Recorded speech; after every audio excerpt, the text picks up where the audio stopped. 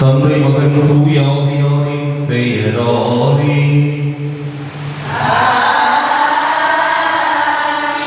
நம் ஆண்டவராகிய இயேசு கிறிஸ்துவின் அருளும் கடவுளின் அன்பும் தூய ஆவியாரின் நட்புறவும் உங்கள் அனைவரோடும் இருப்பதாக.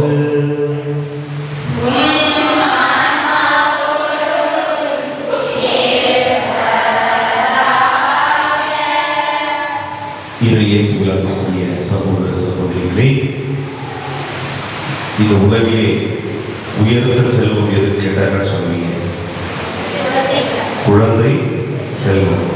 ஆமா, அதை விட உயர்ந்தது இந்த உலகத்துல எதுவுமே கிடையாது. பொண்ணோ பொருளோ எதுவுமே அதற்கு பிறகுதான். அந்த மாசிலா குழந்தைகள் தினம் இன்று கொண்டாடப்படுகிறது. குழந்தைகள் என்றாலே சொல்லுவாங்க, பொதுவா அது மனசுல எதுவும் வச்சுக்காதுங்க, கள்ள கவடம் இருக்காது. குழந்தைகளாவே அன்பு, சண்டை அடிச்சுப்பாங்க, உடனே கூடிக்குவாங்க. எப்போ பார்த்தாலும் குழந்தைகளை பார்க்கும்போது ஒரு மகிழ்ச்சி, பெற்றோருக்கும் சரி, உறவினர்களுக்கும் சரி, மற்றவர்களுக்கும் சரி. அந்த அளவிற்கு குழந்தைகள் என்றாலே மிக முக்கிய இடம் பெறுகிறார்கள் ஒவ்வொரு குடும்பத்திலும். அந்த வகையிலே தாய் திரு அவையானது இன்று மாசிலா குழந்தைகள் தினத்தை கொண்டாடுகிறது. இந்த அருமையான நாளிலே நம் ஊரிலே இங்கு வந்திருக்கின்ற, இன்னும் வராமல் வீட்டில் இருக்கின்ற நம்முடைய குழந்தைகள் ஒவ்வொருவருக்காகவும் ஜெபிப்போம். ஒவ்வொரு குழந்தையையும் ஒவ்வொருவரையும் நம் ஆண்டவரிடம் ஒப்புவிப்போம். அந்த ஆண்டவர் இயேசு கிறிஸ்து உங்களுக்கு சிறந்ததொரு கல்வியையும், நல்ல பண்புகளையும், பழக்க வழக்கங்களையும், பக்தியையும், விசுவாசத்தையும், கனிவையும், இரக்கத்தையும், அன்பையும் உங்களுடைய உள்ளங்களிலே விதைத்து நீங்கள் எதிர்காலத்திலே சிறந்தவர்களாக, வல்லவர்களாக, நல்லவர்களாக உருவாகிட அனைத்து வகையிலும் நம் ஆண்டவர் நம் குழந்தைகளுக்கு அருள்வரம் ஈந்திட வேண்டும் என்று நம்முடைய குழந்தைகளுக்காக இந்த திருப்பலியை நாம் ஒப்புக் கொடுப்போம். தூய மறைநிகழ்வுகளை கொண்டாட நாம் தகுதி பெறும் பொருட்டு பாவங்களை ஏற்றுக்கொள்வோம். எல்லாம் உள்ள இறைவனிடமும்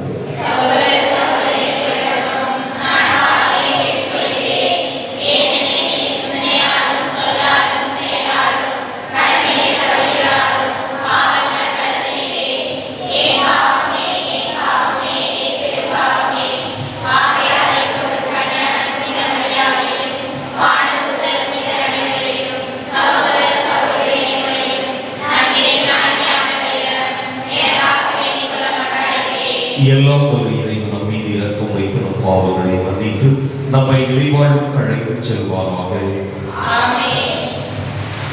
மன்றாடுவோமாக. இறைவா, மறை சாட்சியரான மாசிலா குழந்தைகள் உமது புகழை வாய்மொழியால் அல்ல, தங்கள் இறப்பினால் எடுத்துரைத்தார்கள். நாங்கள் நாவினால் அறிக்கையிடும் நம்பிக்கை எங்கள் செயலிலும் வாழ்விலும் விளங்க அருள் புரிவீராக.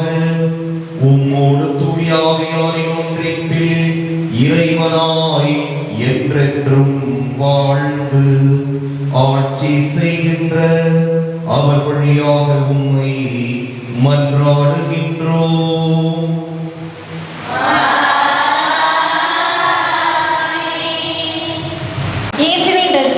எல்லா பாவத்தின் நின்றும் நம்மை தூய்மைப்படுத்தும். முதல் வாசகம். திருத்துதர் யோவான் எழுதிய முதல் திருமுகத்திலிருந்து வாசகம். அதிகாரம் 1 இறைவசனங்கள் 5, மேலும் அதிகாரம் 2 இறைவசனங்கள் 2. சகோதர சகோதரிகளே, நாங்கள் இயேசு கிறிஸ்துவிடமிருந்து கேட்டறிந்து உங்களுக்கு அறிவிக்கும் செய்தி இதுவே. கடவுள் ஒளியாயிருக்கிறார், அவரிடம் இருள் என்பதே இல்லை. நாம் இருளில் நடந்து கொண்டு அவருடன் நமக்கு நட்புறவு உண்டு என்போம் என்றால் நாம் பொய்யராகும், உண்மைக்கேற்ப வாழாதவர் ஆகும். மாறாக அவர் ஒளியில் இருப்பது போல் நாம் ஒளியில் நடப்போமானால் ஒருவரோடு ஒருவர் நட்புறவு கொண்டிருப்போம். மேலும் அவர் மகனாகிய இயேசுவின் இரத்தம் எல்லா பாவத்தினின்றும் நம்மை தூய்மைப்படுத்தும். ஆனால் பாவம் நம்மிடம் இல்லை என்போம் என்றால் நம்மையே நாம் ஏமாற்றிக் கொள்வோம். உண்மையும் நம்மிடம் இராது. மாறாக நம் பாவங்களை நாம் ஒப்புக்கொள்வோம் என்றால் கடவுள் நம் பாவங்களை மன்னித்து குற்றம் அனைத்திலிருந்தும் நம்மை தூய்மைப்படுத்துவார். ஏனெனில் அவர் நம்பிக்கைக்குரியவர், நேர்மை உள்ளவர். நாம் பாவம் செய்யவில்லை என்போம் என்றால் அவரை பொய்யராக்குவோம், அவருடைய வார்த்தை நம்மிடம் இல்லை என்றாகும். என் பிள்ளைகளே, நீங்கள் பாவம் செய்யாதிருக்க வேண்டும் என இதை நான் உங்களுக்கு எழுதுகிறேன். ஆயினும் ஒருவர் பாவம் செய்ய நேர்ந்தால் தந்தையிடம் பரிந்து பேசுபவர் ஒருவர் நமக்கு இருக்கிறார், அவரே மாசற்ற இயேசு கிறிஸ்து. நம் பாவங்களுக்கு கழுவாய் அவரே. நம் பாவங்களுக்கு மட்டுமல்ல, அனைத்துலகின் பாவங்களுக்கும் கழுவாய் அவரே. ஆண்டவரின் அருள்வாக்கு. பதிலுரை பாடல் பல்லவி. வேடர் கனி நின்று தப்பி பிழைத்த பறவை போல் ஆனோம். வேடர் கனி நின்று தப்பி பிழைத்த பறவை போல் ஆனோம்.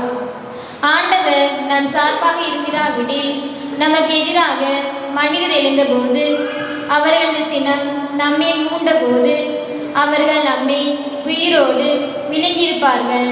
பல்லவி. வேடர் கனி நின்று தப்பி பிழைத்த பறவை போல் ஆனோம்.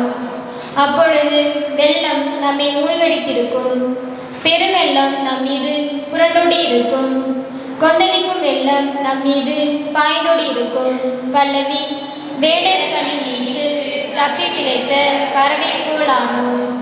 கண்ணி அருந்தது, நாம் தப்பி பிழைத்தோம். ஆண்டவரின் பேரே நமக்கு துணை. விண்ணையும் மண்ணையும் உண்டாக்கியவர் அவரே. பல்லவி. வேடர் கனி நின்று தப்பி பிழைத்த பறவை போல் ஆனோம்.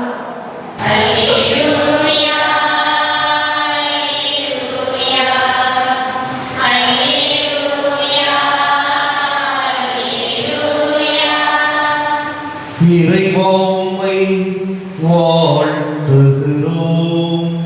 ஆண்டவர் நீரெனப் போற்றுகிறோம். மறைசாட்சியரின் வெண்குழுவும் நிறைவாய் உம்மை போற்றிடுமே. அல்லேலூயா.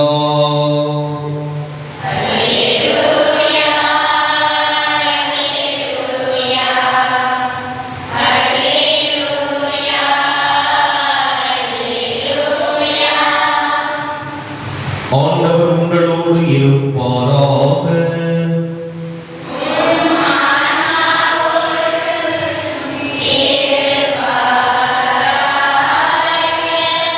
மத்தேயு எழுதிய தூய நற்செய்தியிலிருந்து வாசகம்.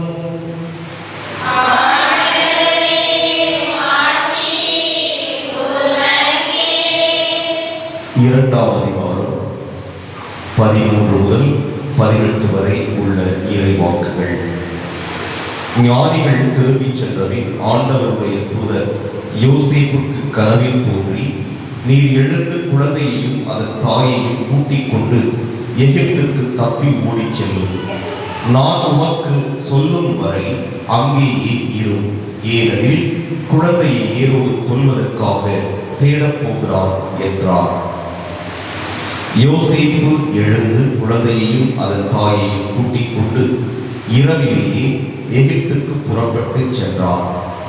ஏரோது இறக்கும் வரை அங்கேயே இருந்தார். இவ்வாறு எகிப்திலிருந்து என் மகனை அழைத்து வந்தேன் என்று இறைவாக்கினர் வாயிலாக ஆண்டவர் உரைத்தது நிறைவேறியது. ஞானிகள் தன்னை ஏமாற்றியதை ஏரோது கண்டு மிகுந்த சீற்றம் கொண்டார். அவன் அவர்களிடம் கருத்தாய் கேட்டறிந்ததற்கு ஏற்ப காலத்தை கணக்கிட்டு பெத்லகேமிலும் அதன் சுற்றுப்புறமெங்கும் ஆள்களை அனுப்பி 2 வயதும் அதற்கு உட்பட்டவையுமான எல்லா ஆண் குழந்தைகளையும் கொன்றான். அப்பொழுது ராமாவிலே ஒரு குரல் கேட்கிறது, ஒரே புலம்பலும் பேரழுகையுமாயிருக்கிறது. ராக்கேல் தம் குழந்தைகளுக்காக அழுது கொண்டிருக்கிறார். ஆறுதல் பெற அவர் மறுக்கிறார், ஏனெனில் அவர் குழந்தைகள் அவரோடு இல்லை என்று இறைவாக்கினர் எரேமியா உரைத்தது நிறைவேறியது. ஆண்டவரின் அருள்வாக்கு.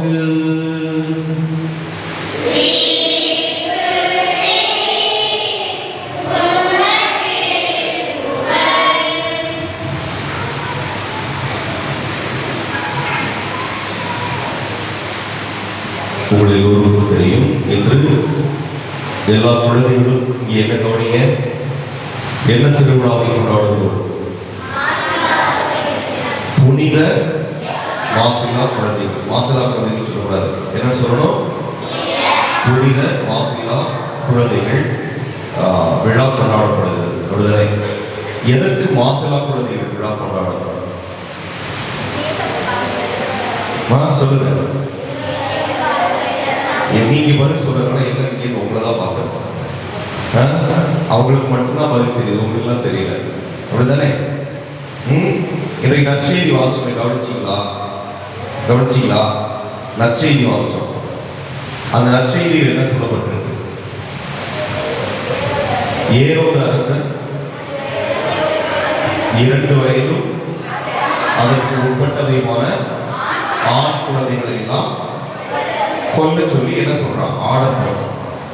எங்க? பெத்லகேமிலும் அதை சுற்றி இருக்கிற பகுதிகளில் 2 வயதுக்கு உட்பட்ட ஆண் குழந்தைகள் யார் யார் இருக்காங்களோ எல்லாரையும் கொலை செய்ய சொல்றான். அதே மாதிரி அவர்கள் கொலை செய்யப்படுகிறார்கள். எதற்காக அவன் கொலை செய்ய சொன்னான் சொல்லுவாங்க? அவனுக்கு என்னன்னா, இந்த 3 ஞானிகள் வந்தாங்களே, அவங்க இயேசுவை பற்றி, இயேசு பாலன் பிறந்திருக்கிறாராமே, அவரை நாங்கள் வணங்க வந்திருக்கிறோம் என்று சொன்னபோது அரசனோடு இருந்த அறிஞர்கள் பெரிய பெரிய ஆட்களாக சொல்றாங்க, பைபிள் மேற்கோள் காட்டி இந்த ஏரியாவில் தான் அரசருக்கெல்லாம் அரசாக விளங்க போகிற இயேசு பிறக்க போகிறார் என்று சொல்லப்பட்டிருக்கிறது என்று அரசன் சொன்ன உடனே அரசனுக்கு பயம் வருது. ஏன்னா எப்பவுமே பார்க்கிறோம், ஆட்சியை தக்க வச்சுக்கிறது அப்படின்னா என்ன வேணாலும் செய்வதை நாம் பார்க்கிறோம். கொலை கூட செய்ய தயங்க மாட்டாங்க. அடுத்தவர்களுடைய உயிரை எடுக்க கூட கொஞ்சம் கூட அஞ்ச மாட்டார்கள். அதிகார மோகம் இதுதான் இந்த உலகிலே ஆட்சியாளர்களிடம் நடந்து கொண்டிருப்பதை நாம் பார்க்கிறோம். அதனால அந்த ஏரோது அரசனுக்கு பயம் வந்துருச்சு. இவர் தான் உலகத்துக்கெல்லாம் அரசனா, இவர் தான் உலகை ஆள போகிறவராம், இவர் தான் பெரிய தலைவராம், இவருக்கு கீழே தான் எல்லாமுமா அப்படின்னு சொன்ன உடனே அப்ப நம்முடைய பதவிக்கு ஆபத்து வந்து விடுமோ என்று அவன் அஞ்சுகிறான், அவன் பயப்படுகிறான். அதனால்தான் எங்க குழந்தை பிறக்கும் என்று போடப்பட்டிருக்கிறது பாருங்க அப்படின்னு சொன்ன உடனே அவன் கரெக்டா சொல்றாங்க, எருசலேமா, பெத்லகேம் மற்றும் சுற்றுப்பகுதி இங்கதான் போட்டிருக்குது. அதனால அங்கதான் பிறந்திருக்கணும். அதனாலதான் யாரும் கண்டுபிடிக்க முடியாது. அதனால 2 வயது அதற்கு உட்பட்ட ஆண் குழந்தைகள் எல்லாரையும் அவன் கொள்ள சொல்கிறான். இந்த குழந்தைகள் ஏதாவது பாவம் செய்தார்களா? 2 வயசு குழந்தைங்க தப்பு பண்ணுவான், பாவம் செய்வான். மாசில்லா குழந்தைகள், கொஞ்சம் கூட உள்ளத்துல மாசு இல்லாத, அழுக்கு இல்லாத, பாவம் இல்லாத, கரை இல்லாத குழந்தைகள் அவர்கள். அப்படிப்பட்ட குழந்தைகள் பாருங்க, யாருக்காக அவர்கள் தன்னுடைய உயிரை கொடுக்கிறார்கள்? யாருக்காக? இயேசுக்காக. அதுதான் முக்கியம். இயேசுக்காக அவர்கள் தன்னுடைய உயிரை கொடுத்து மறை சாட்சியாக ரத்தம் சிந்துறாங்க. பாருங்க, 2 வயசு. ஒரு சில குழந்தைகள் பிறந்து 6 மாசம் ஆயிருக்கலாம், 1 மாசம் ஆயிருக்கலாம், 15 நாள் ஆயிருக்கலாம், 2 நாள் கூட ஆயிருக்கலாம், நமக்கு தெரியாது. ஏன்னா அந்த பகுதியில அவ்வளவு ஆண் குழந்தைகளை அவர்கள் கொன்று இருக்கிறார்கள். அப்ப வீட்டுல 2 வயதுக்கு உட்பட்ட குழந்தை அவங்க பெற்றோர் முன்னாடி கொலை செய்தால் அந்த பெற்றோரை தாய்க்க முடியுமா? முடியாது. அதுதான் பழைய ஏற்பாட்டுல முன்குறிக்கப்பட்ட அந்த வார்த்தை இன்று நற்செய்தியிலே கொடுக்கப்பட்டிருக்கிறது. என்னது? ராமாவிலே ஒரு குரல் கேட்கிறது, ஒரே புலம்பலும் பேரழுகையுமாயிருக்கிறது. குழந்தை இறந்தாச்சுன்னா, கொண்டுட்டாங்கன்னா புலம்பல் இருக்குமா இருக்காதா? பேரழுகை இருக்குமா இருக்காதா? நெஞ்சில் அடிச்சுட்டு அழுவாங்க, கீழே கீழே புரண்டு அழுவாங்க. இது இயற்கை, இது இயற்கை. ராக்கேல் தன் குழந்தைகளுக்காக அழுது கொண்டிருக்கிறார். ஆறுதல் பெற அவர் மறுக்கிறார். அந்த நேரத்தில் போய் என்ன ஆறுதல் சொன்னாலும் அது எடுபடுமா? எடுபடுமா? நிறைய பேர் இறந்தவங்க வீட்டு துக்கத்துக்கு போனா எங்களுக்கு சென்டர்ல சொல்லி கொடுத்துருக்காங்க, நீங்க ஒண்ணுமே செய்யக்கூடாது, போங்க, அமைதியா இருங்க, பிரேயர் பண்ணுங்க, வாங்க. சில பேர் அங்க போய் உட்காந்துட்டு அவங்க அழுது புலம்பிட்டு இருப்பாங்க, அடிச்சு அழுதுட்டு இருப்பாங்க. கவலைப்படாதீங்க, கடவுள் பார்த்துக்குவாரு. இந்த மாதிரி சொல்லும்போது அவங்களுக்கு என்ன வரும்? இன்னும் கோபம் வரும் அவங்களுக்கு, இன்னும் கோபம் வரும் அவங்களுக்கு. அதனால சாவு வீட்டுக்கு போனா அமைதியா போய் பிரேயர் பண்ணிட்டு வரணுமே, அங்க போய் வாய் பேசிட்டு ஆறுதல் சொல்லணுங்கிற பேர்ல எதையும் பேசிட்டு வந்தா அடிதான் வாங்கிட்டு வரும் சில சமயங்கள்ல. அதனால பாருங்க, ஏனெனில் அவர் குழந்தைகள் அவரோடு இல்லை, அவருடைய எல்லாம் ஏரோதரசன் கொண்டு விட்டான். இப்படி பாலன் இயேசுவுக்காக இந்த 2 வயதிற்கு உட்பட்ட குழந்தைகள் தன்னுடைய இரத்தத்தை சிந்துகிறார்கள், தன்னுடைய உயிரை கொடுக்கிறார்கள். அவர்கள் வேத சாட்சிகளாக, மறை சாட்சிகளாக இந்த உலகிலே மறிக்கிறார்கள். எனவேதான் தாய் திருவை இந்த குழந்தைகள் எல்லோருமே மாசில்லா குழந்தைகள் தான். இவர்களுக்கு புனித பட்டம் கொடுத்து புனித மாசில்லா குழந்தைகள் என்று தாய் திருவை இது அவர்களுக்காக விழா எடுக்கிறது. இது சோகமான ஒரு நிகழ்வு தான், உயிர் இழப்பு. இருந்தாலும் புனித நிலைக்கு அவர்களை ஆண்டவர் உயர்த்துகிறார். இயேசுவுக்காக தன்னுடைய உயிரை அந்த இளம் பிஞ்சுகள் இழக்கின்றன. இயேசுவுக்காக அந்த வயதிலே தன்னையே அவர்கள் தியாகம் செய்கிறார்கள். எனவேதான் இந்த திரு அவை அவர்களை புனிதர்கள் புனித நிலைக்கு அவர்களை உயர்த்தி அழகு பார்த்திருக்கிறது. இந்த புனிதமான தினத்திலே தாய் திரு அவை ஒவ்வொரு பங்கிலும் இருக்கின்ற அனைத்து ஆண் குழந்தைகள், பெண் குழந்தைகள் எல்லோரையுமே சிறப்பான விதத்தில் அவர்களுக்கு திருப்பலி நிறைவேற்றி அவர்களை வந்தளித்து அவர்களுக்காக ஜெபிக்க நமக்கு அழைப்பு கொடுக்கிறது. எனவேதான் காலையிலிருந்து அறிவிப்பு கொடுத்தோம், உங்களுடைய வீட்டில் இருக்கிற குழந்தைகளை எல்லாம் திருப்பலிக்கு அழைத்து வாருங்கள் என்று. நிறைய பேர் வந்திருக்கிறீங்க, ரொம்ப சந்தோஷமா இருக்கு. எதுக்காக கூட்டிட்டு வந்தது மட்டும் இல்லை, இவர்களுக்காக நீங்கள் எல்லோருமே, உங்களுடைய குழந்தைகளுக்காக மட்டுமல்ல, இது இருக்கின்ற அனைத்து குழந்தைகள் யார் யாரெல்லாம் ஆலயத்திற்கு தூக்கிட்டு வர முடியலையோ அவர்களுக்காகவும் நாம் ஜெபிக்க கடமைப்பட்டிருக்கிறோம். இப்படியாக நம்முடைய ஆதரவு கிராமத்திலும் நம்முடைய பங்கில் இருக்கின்ற அனைத்து குழந்தைகளும் ஞானத்திலும், கல்வியிலும், பக்தியிலும், விசுவாசத்திலும் சிறந்தவர்களாக அவர்கள் வளர வேண்டும். அவர்களுக்கு எந்த நோயும் வரக்கூடாது. அவர்கள் ஆரோக்கியமாக வாழ வேண்டும். நல்ல முறையில் படித்து அவர்களுடைய எதிர்காலம் சிறப்பாக அமைய வேண்டும். பெற்றோருக்கு கீழ்ப்படிதல் உள்ள பிள்ளைகளாக அவர்கள் வளர வேண்டும் என்று இந்த குழந்தைகளுக்காக ஜெபிக்குமாறு இந்த நேரத்தில் உங்களை அன்போடு கேட்கிறேன். ஆமென். காணிக்கை பாடுங்கள்.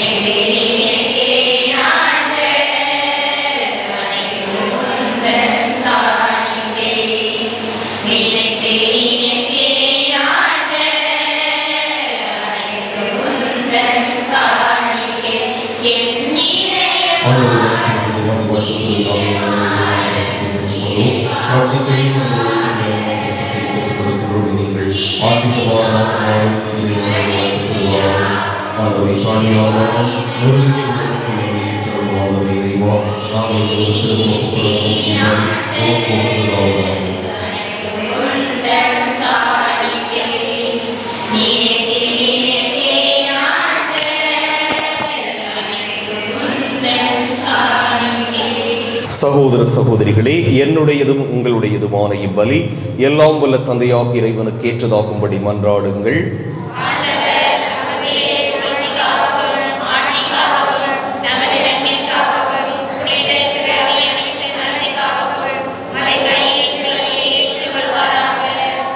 ஆண்டவரே, பற்றன்புள்ளவும் அடியார்களின் காணிக்கைகளை ஏற்றருள உம்மை வேண்டுகிறோம். இவற்றால் அறியா பருவத்தினரையும் உமக்கு ஏற்புடையவராகச் செய்கின்ற நீர் பக்தியுடன் பலி ஒப்புக் கொடுக்கும் எங்களை தூய்மைப்படுத்துவீராக. எங்கள் ஆண்டவராகிய கிறிஸ்து வழியாக உம்மை மன்றாடுகின்றோம்.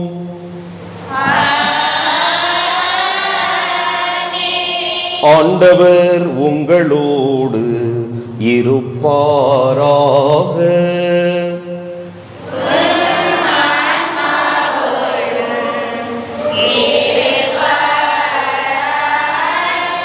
இதயங்களை மேலே எழுப்புங்கள்.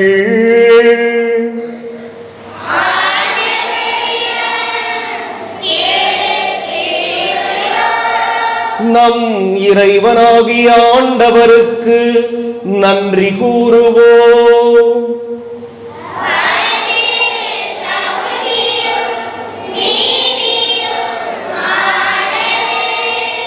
ஆண்டவரே, தூயவரான தந்தையே, என்றும் உள்ள எல்லாம் வல்ல இறைவா, எங்கள் ஆண்டவராகிய கிறிஸ்து வழியாக எந்நாளும் எவ்விடத்திலும் நாங்கள் உமக்கு நன்றி செலுத்துவது மெய்யாகவே தகுதியும் நீதியும் ஆகும். எங்கள் கடமையும் மீட்புக்கு உரிய செயலுமாகும். எமக்கு மீட்பு தரும் உறவு பரிமாற்றம் கிறிஸ்துவில் இன்று ஒளி வீசுகின்றது.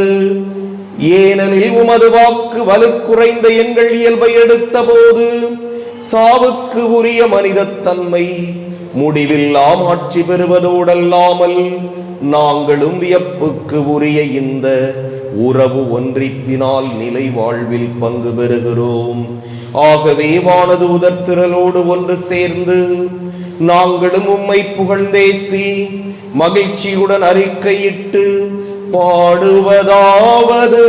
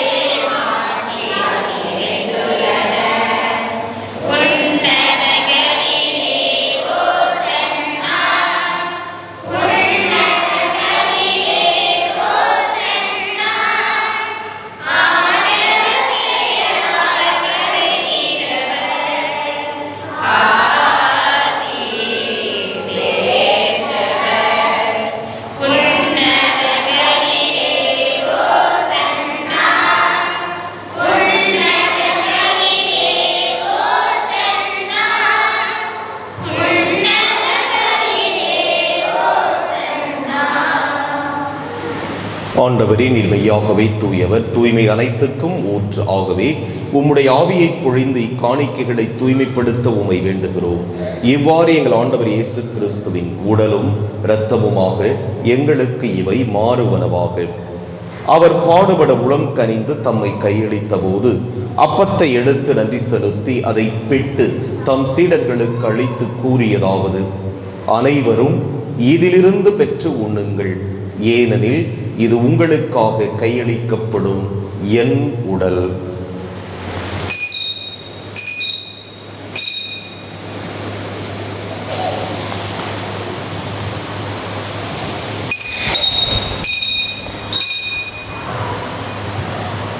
அவ்வண்ணமே இரவு விருந்தை அருந்தியபின் கிண்ணத்தையும் எடுத்து மீண்டும் உமக்கு நன்றி கூறி தம் சீடர்களுக்கு அளித்தவர் கூறியதாவது: அனைவரும் இதிலிருந்து பெற்று பருகுங்கள், ஏனெனில் இது புதிய நிலையான உடன்படிக்கைக்கு உரிய என் இரத்தத்தின் கிண்ணம்.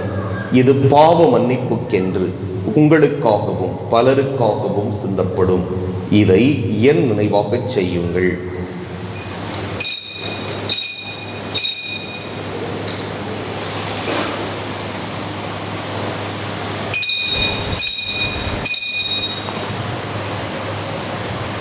நம்பிக்கையின் மறைபொருள்.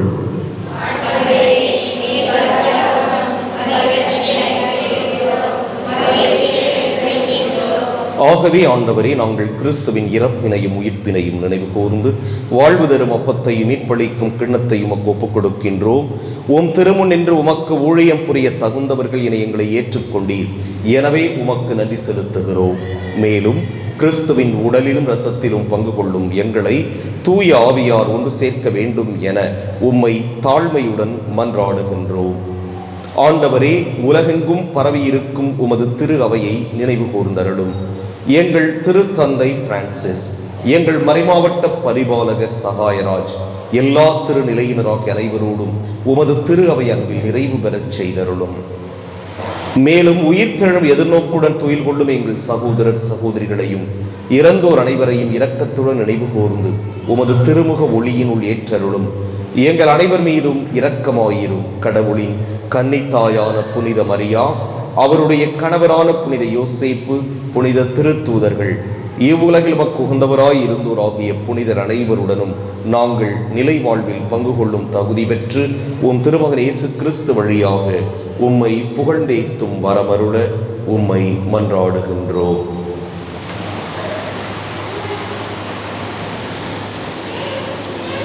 இவர் வழியாக இவரோடு இவரில் எல்லாம் வல்ல இறைவனாகிய தந்தையே, தூய ஆவியாரின் ஒன்றிப்பில் எல்லா புகழும் மாட்சியும் என்றென்றும் உமக்கு உரியதே.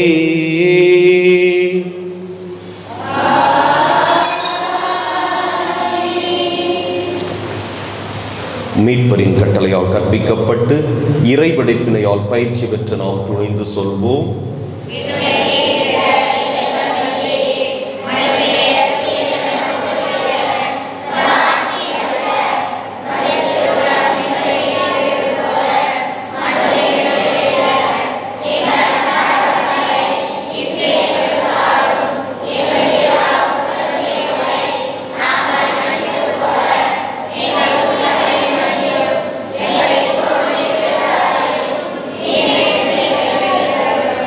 ஆண்டவரே, தீமை அனைத்திலிருந்தும் எங்களை விடுவித்து எங்கள் வாழ்நாளில் அமைதியை கனிவுடன் அருளோமை மன்றாடுகிறோம். உமது இரக்கத்தின் உதவியால் நாங்கள் பாவத்தில் இருந்து எப்போதும் விடுதலை பெற்று யாதொரு கலக்கமும் இன்றி நலமாயிருப்போமாக. நாங்கள் எதிர்நோக்கி இருக்கும் பேரின்பத்துக்காகவும் எமீட்பராகிய இயேசு கிறிஸ்துவின் வருகைக்காகவும் காத்திருக்கின்றோம்.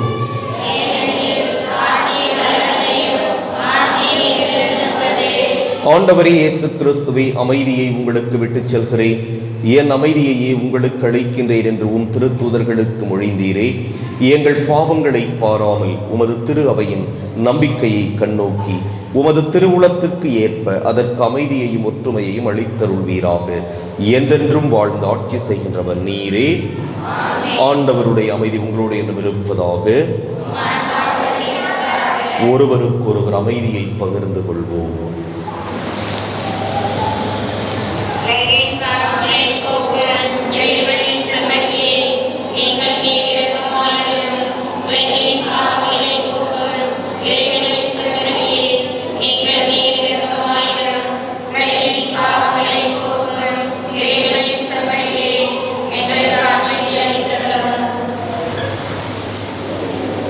இதோ இறைவனின் செம்மறி, இதோ உலகின் பாவங்களை போக்குபவர். செம்மறியின் விருந்துக்கு அழைப்பு பெற்றோர் பேறு பெற்றோர்.